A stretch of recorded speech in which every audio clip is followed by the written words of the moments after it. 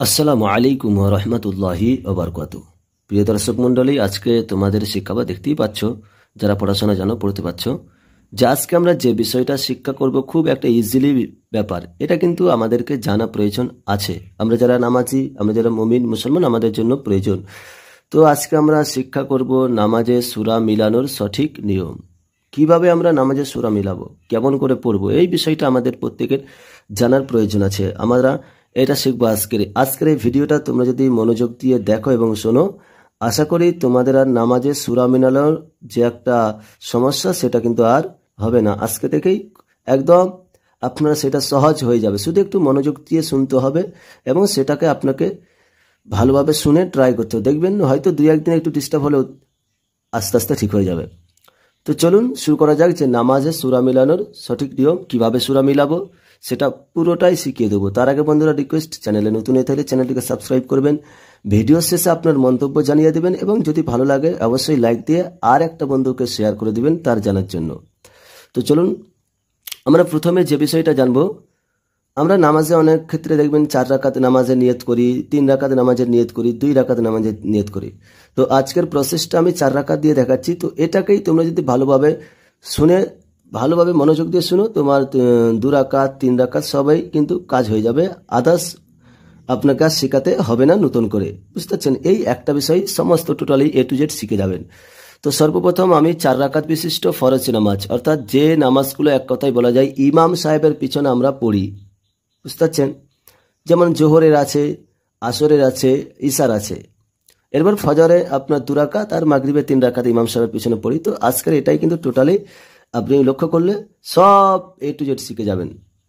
তো ইমাম সাহেবের পিছনে যে 4 রাকাত বিশিষ্ট নামাজগুলো পড়ি সেগুলো আজকে আমি সূরা মিলানো শিখাবো এবং এখানে কিন্তু ইমামতি করারও কিছু প্রসেস আমি বলে দেবো। যেহেতু আমি এখন বর্তমান আল্লাহ করে আপনাদের দুয়াতে কতুলপুর অঞ্চলের কোয়ালপাড়া মসজিদের আমি বর্তমান পেশ ইমাম। একদিন এই মসজিদের ছবি দেখিয়ে দেবো, তোমরা সাথে থাকো। তো 4 রাকাত বিশিষ্ট ফরজ নামাজ কিভাবে সূরা মিলাবো? আমরা প্রথম রাকাতে নিয়ত করে দাঁড়িয়ে যাওয়ার পর এরপর আমরা সানা পড়বো। সানার পরে আউযুবিল্লাহ বিসমিল্লাহ পড়ে, এখানে আর একটা কথা বন্ধুরা, আপনারা যখন প্রথম নামাজটা শুরু করবেন 2 রাকাতই হোক 3 রাকাতই হোক, প্রত্যেক রাকাতের পূর্বে নিয়ত করার পরে এরপরে তাকবীরে তাহরিমা বাঁধবেন। এরপরে আপনারা কিন্তু আল্লাহু আকবার বলে তাকবীরে তাহরিমা বাঁধার পর সানা পড়বেন। সানা পড়ার পরে আউযুবিল্লাহ বিসমিল্লাহ দিয়ে শুরু করবে। আউযুবিল্লাহি মিনাশ শাইতানির রাজিম, বিসমিল্লাহির রহমানির রহিম পড়লেন। পড়ার পরে সূরা কিরাত করবেন, তবে সূরা ফাতিহা পড়ার পরে আর বিসমিল্লাহ বলার প্রয়োজন নেই।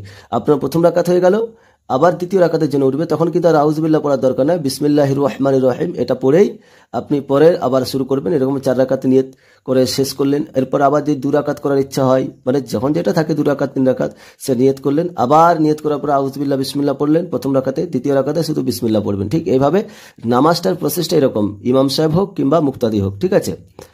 তো আমরা প্রথম রাকাতে আউযুবিল্লাহ বিসমিল্লাহ পড়ে সূরা ফাতিহা পড়ব। সূরা ফাতিহা পড়ার পরে যে কোনো একটা সূরা আমরা কিন্তু মিশিয়ে দেব। এরপরে রুকু সিজদা করে আবার দ্বিতীয় রাকাতের জন্য আমরা উঠে দাঁড়িয়ে যাব। দ্বিতীয় রাকাতে আমরা সূরা ফাতিহা পড়ব। সূরা ফাতিহা পড়ার পরে যে কোনো আবার একটা সূরা মিশাবো। তবে খেয়াল রাখবেন, প্রথম রাকাতে যে সূরাটা মিশিয়েছিলাম তার অপেক্ষা কিন্তু দ্বিতীয় রাকাতের সূরাটা কিঞ্চিত পরিমাণ হলেও ছোট হতে হবে, ওর থেকে বড় হওয়া চলবে না। এরপরে আপনি 2 রাকাত কমপ্লিট করার পর রুকু সিজদা করে আত্তাহিয়াতু পড়ার পর আপনি আবার উঠবেন। শুধুমাত্র আত্তাহিয়াতু এটুকুন পড়েই, মানে আত্তাহিয়াতুটা পুরোটাই দরুদে ইব্রাহিম পড়ার দরকার নাই, আত্তাহিয়াতু লিল্লাহি ওয়াসসালাওয়াতু এইটা পুরোটাই পড়ে আপনি আবার তৃতীয় রাকাতের জন্য উঠবেন। আপনি যখন 3 রাকাতের নামাজ পড়বেন, 4 রাকাতের নামাজ পড়বেন, আপনাকে মাঝখানে কিন্তু বৈঠকে বসতে হয়, তখন আপনি আত্তাহিয়াতু পড়বেন। পড়ার পরে আপনি উঠে যাবেন। এরপরে যদি 3 রাকাত নামাজ হয়, 1 রাকাত নামাজ পড়ে নামাজ শেষ করবেন। 2 রাকাত মানে 4 রাকাত হলে 2 রাকাত পড়ে নামাজ শেষ করবেন। তাহলে আমরা প্রথম রাকাতে সূরা ফাতিহার পর যে কোনো একটা সূরা মিশালাম, তারপরে দ্বিতীয় রাকাতে সূরা ফাতিহার পর অন্য কোনো একটা আবার সূরা মিশিয়ে দিলাম, প্রথম রাকাত অপেক্ষা ছোট। এরপরে তৃতীয় রাকাতে জন্য আমরা আবার সূরা ফাতিহা পড়ব। সূরা ফাতিহা পড়ার পরে এইখানে কিন্তু আপনাকে আর কোনো সূরা পড়ার প্রয়োজন নাই। আপনি ইমাম সাহেব হন কিংবা মুক্তাদি হন, যখন আপনি ফরজ নামাজগুলো পড়বেন তখন কিন্তু আর আপনাকে সূরা ফাতিহার পর কোনো সূরা মিশাতে হবে না।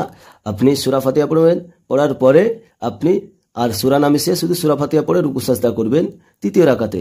এবারে চতুর্থ রাকাতেও একই কেস। আপনি সূরা ফাতিহা পড়ার পরে কোনো সূরা পড়া দরকার নেই, আপনি রুকু সাজদা করবেন, তারপরে বৈঠকে বসে সালাম ফিরিয়ে নামাজ শেষ করবেন। এখানে আর একটা কথা, আপনি যারা ইমাম সাহেব বা ইমামতি করবেন, হ্যাঁ, যারা ইমামতি করতে জানেন না, মুক্তাদি হিসাবে অনেক ক্ষেত্রে ইমাম সাহেব বাড়ি গেলে নামাজ পড়াতে হয়, বিষয়গুলো অনেকেই জানেন আবার অনেকেই জানেন না। তো এখানে একটা করণীয় কাজ হলো, আপনি প্রথম রাকাতে মানে যেটা ইমাম সাহেব নামাজটা পড়ায় সেই ফরজ নামাজটা নিয়ত করলেন, আপনি জামাতের সাথে আদায় করবেন। এখন আপনি বর্তমান ইমাম, তো আপনাকে নিয়ত করার পরে আপনাকে জোরে জোরে সূরা ফাতিহা পড়তে হবে, তারপর অন্য কোনো একটা সূরা মিশাতে হবে, ঠিক আছে? 2 রাকাতের জন্য জোরে জোরে পড়লেন, আওয়াজ দিয়ে পড়লেন।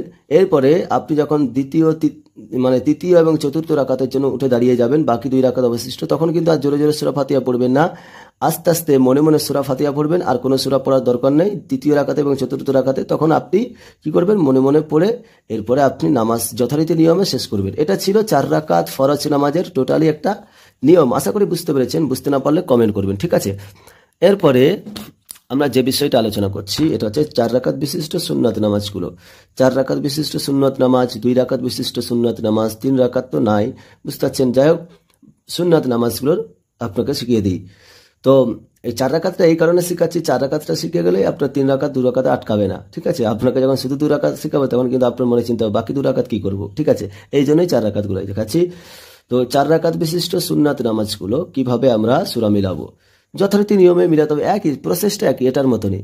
তো প্রথম রাকাতে আমরা সূরা ফাতিহা পড়বো, পড়ার পরে তার আগে বন্ধুরা আপনাদেরকে এখানে বলেছিলাম যে যখনই আপনি যত রাকাতেরই নিয়ত করুন, সালাম ফিরাবেন, আবার উঠে নিয়ত করবেন, আবার সালাম ফিরাবেন, এরকম করে।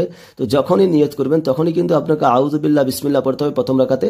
এবারে দ্বিতীয় রাকাত, তৃতীয় রাকাত, চতুর্থ রাকাত, এই রাকাতগুলোতে শুধু বিসমিল্লাহ পড়বেন সূরা ফাতিহার পূর্বে। তো 4 রাকাত বিশিষ্ট সুন্নাত নামাজগুলি আমরা প্রথম রাকাত যখন পড়বো, প্রথম রাকাতে সূরা ফাতিহা পড়বো, সূরা ফাতিহার পরে যে কোনো একটি সূরা মিশিয়ে দেবো, ঠিক আছে? যে কোনো একটি সূরা মিশিয়ে দেবো, আর সূরা মিশানোর পরে আবার দ্বিতীয় রাকাতের জন্য আমরা উঠে দাঁড়াবো, উঠে আবার সূরা ফাতিহা পড়বো। সূরা ফাতিহার পর প্রথম রাকাতের তুলনায় আমরা ছোট একটি সূরা ধরবো, প্রথম রাকাতে যে সূরাটা ধরেছিলাম মিশিয়েছিলাম তার তুলনায় ছোট। এরপরে আবার দ্বিতীয় রাকাতে আমরা বৈঠকে বসবো, দ্বিতীয় রাকাত বৈঠক কমপ্লিট করার পর আবার উঠে দাঁড়াবো আল্লাহু আকবার বলে, ঠিক আছে?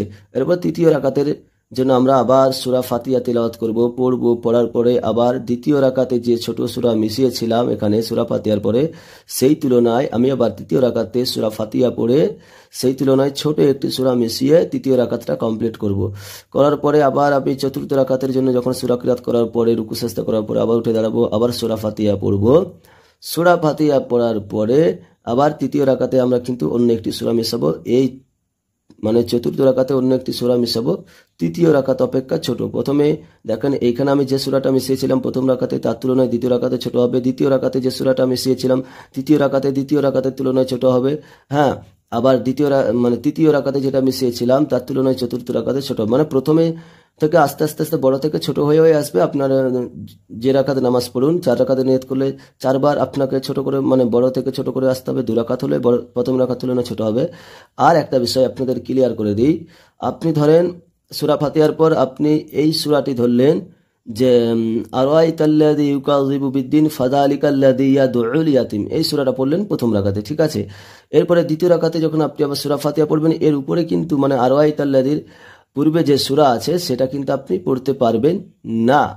আপনাকে আরাআইতাল্লাযীর নিচের সূরা যেমন আছে, আপনার যে সূরাটা আছে ইন্না আতাইনাকাল কাউসার আছে, তারপরে আপনার আছে কুল ইয়া আইয়ুহাল কাফিরুন, এমনি করে আছে ইদা জা নাসরুল্লাহি ফাতাব্বাত ইয়াদা আবি লাহাব, কুল হুয়াল্লাহু আহাদ, কুল আউযু বিরাব্বিল ফালাক, কুল আউযু বিরাব্বিন নাস। তো প্রথম রাকাতে আপনি যে সূরা মিশিয়েছিলেন তার থেকে নিচের দিয়ে নেমে আসবে, উপর দিয়ে উঠে যাবে না, ঠিক আছে? নিচের দিয়ে নামিয়ে আসবেন, এভাবে কিন্তু সূরা মিলানোর নিয়ম। তাহলে কিভাবে আপনি বুঝতে পারলেন? তো আপনি প্রথম রাকাতে সূরা ফাতিহার পর যে কোনো সূরা মিশাবে, দ্বিতীয় রাকাতে আপনাকে তার তুলনায় ছোট সূরা মিশাতে হবে, হ্যাঁ, এইভাবে মিশাবেন। এবং আরেকটা প্রসেস হচ্ছে যে আপনি প্রথম রাকাতে যে সূরাটি মিশিয়েছিলেন তার এবার নিচের দিকে আপনি পড়ে পড়ে সূরাগুলো মিশিয়ে আসবেন, আপনি কিন্তু ঊর্ধ্বে যেতে পারবেন না। আপনি ধরেন 30 পারায় সূরা ধরলেন, আপনি 29 পারায় ধরতে পারবেন না। 30 পারার ভিতরেই আপনাকে আবার যে সূরা ধরেছিলেন আপনি মনে করেন 30 পারার 4 পৃষ্ঠাতে শেষ যে সূরাটি আছে সেটা ধরেছিলেন। এরপর আপনি 3 পৃষ্ঠায় যেতে পারবেন না, 5 পৃষ্ঠা কিংবা 6 পৃষ্ঠা 7 পৃষ্ঠাতে যে কোনো একটি সূরা ধরবেন। ধরেন 4 পৃষ্ঠাতে একটা সূরা মিশিয়েছিলেন, এরপর আপনি দ্বিতীয় রাকাতে 7 পৃষ্ঠায় সূরা মিশালেন, মাঝখানে যেগুলো বাদ দিলেন দিলে কিন্তু নিচে দিয়ে করতে হবে। এরপরে আপনি আবার কি করলেন, আবার তৃতীয় রাকাতের জন্য 7 পৃষ্ঠায় তুমি ধরেছিলে দ্বিতীয় রাকাতে, এবার কিন্তু আপনাকে আবার তৃতীয় রাকাতে কিন্তু আপনাকে 7 পৃষ্ঠায় যদি তার নিচে কোনো সূরা থাকে, কারণ 31 প্রায় জানেন তো এক একটা পৃষ্ঠাতে 2-3টে করে সূরা থাকে, তো সেই তার থেকে নিচে সূরাটা ধরবেন। যদি আপনি 7 পৃষ্ঠাতেও শেষের সূরাটি ধরেন বা 7 পৃষ্ঠায় একটাই সূরা আছে সেটা ধরেন, তাহলে কিন্তু আপনি আর 6 পৃষ্ঠায় ধরবেন না, 8 পৃষ্ঠা কিংবা 9 পৃষ্ঠায় এভাবে আপনি সূরা মিশাবেন। আশা করি আপনি বুঝতে পেরেছেন যে নামাজের মধ্যে সূরা কিরাত মিলানোর টোটালি বিষয়টা। হয়তো ভিডিওটা লম্বা হয়েছে, কিন্তু আপনি যদি এই ভিডিওটা মনোযোগ দিয়ে শুনেন তাহলে কিন্তু সব থেকে বেটার হবে, আপনাকে আর কিন্তু আটকাতে হবে না, আপনি কিন্তু পারবেন সূরা কিরাত মিলাতে। এবং ইমামতি পড়ার সময়তেও কীভাবে সূরা কিরাত মিলাবে আমি সেটাও কিন্তু বলে দিয়েছি।